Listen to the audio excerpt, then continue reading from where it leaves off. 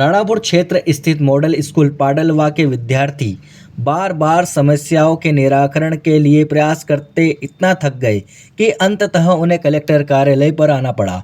अपने स्कूल से लगभग 15 किलोमीटर की पैदल यात्रा करते हुए सभी विद्यार्थियों ने कलेक्टर नेहा मीना को अपनी समस्याएं बताई। आवेदन में उन्होंने बताया कि स्कूल में पीने का पानी का अभाव, शिक्षकों की कमी, क्षतिग्रस्त शौचालय, टूटी हुई खिड़कियां दरवाजे, सुरक्षा का अभाव, खेल सामग्री की कमी जैसे अनेकों समस्याओं का उन्होंने स्थानीय स्तर पर सुलझाने का अनुरोध किया। पर जब समस्या यथावत रही तो उन्होंने पैदल ही झाबुआ पहुंचना मंजूर किया। झाबुआ विधायक विक्रांत भूरिया ने रास्ते में आक्रोशित विद्यार्थियों से चर्चा की एवं संबंधित अधिकारियों को निर्देश दिए। साथ ही कलेक्टर ने भी उनकी समस्याओं को जल्द निराकरण का आश्वासन दिया।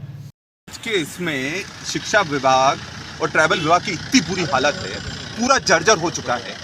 हमने भी इतनी बार इनको बोल चुके हैं, प्रशासन को भी बोला है, ट्राइबल को भी बोला, तब भी अभी तक कोई कार्रवाई नहीं हुई है। और आज इनको मजबूरन सड़क पर आना पड़ रहा है। अगर पीने के पानी के लिए अगर इनके पास बोरिंग नहीं है तो मॉडल स्कूल का मतलब क्या निकलता है? आप बड़े बड़े पीएमसी खोल लीजिए, व्यवस्था क्या है? अभी कुछ दिन पहले हमने बताया था पीएमसी खुला हुआ है, वहाँ पर अपने टॉयलेट ही ढंग के नहीं है, पानी नहीं है। तो ये हकीकत तो ये सरकार की है, प्रशासन की है। और आप बच्चे जब जा रहे हैं तो उनको रोकने की कोशिश करें। इनको कोई किसी का रुकना नहीं चाहिए, ये जाएंगे वहाँ पर कम से कम अपनी बात कहेंगे। और अगर किसी ने रोकने की कोशिश की, चक्का जाम कर देंगे हम लोग। और ये आप ये जो बोरिंग है ये फटाफट आज के आज में करवाओ। बात हुई थी जो उनका लीडर था, जो जिससे मेरी अभी लंबी चर्चा हुई है, उससे भी बोला तो बच्चों को कहीं ऐसा लग रहा था कि उनकी कुछ समस्याएं हैं जो उनका कहना था कि उन्होंने कई स्तर पे रेस की थी और वो वहाँ पे एड्रेस नहीं हो पा रही थी। इस वजह से उनको यहाँ पे जिले में आना पड़ा। और उनको ये बात थोड़ा सा मानसिक तौर पे भी ये लग रहा था कि अगर वो यहाँ तक जिले पे आएंगी तो उनकी जो समस्या है वहाँ पे नहीं सुलझ पा रही हैं। हो सकता है वो यहाँ पे सीधा बात करेंगे तो वो सुलझ पाए।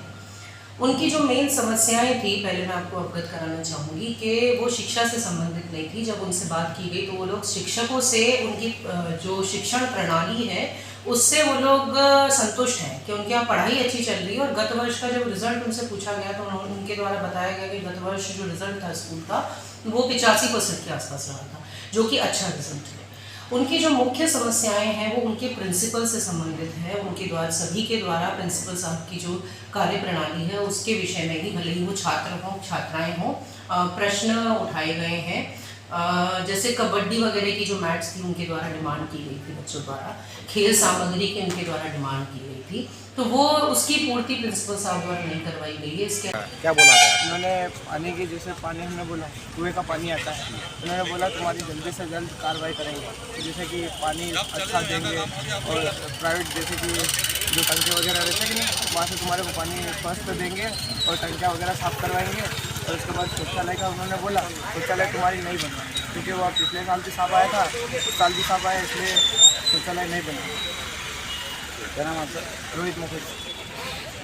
और उन्होंने मेटे गिफ्ट करने की भी बात करी। मैं मैडम जी से धन्यवाद करता हूँ कि आपने इतनी बड़ी मेट देने की कृपा करी है। कबड्डी में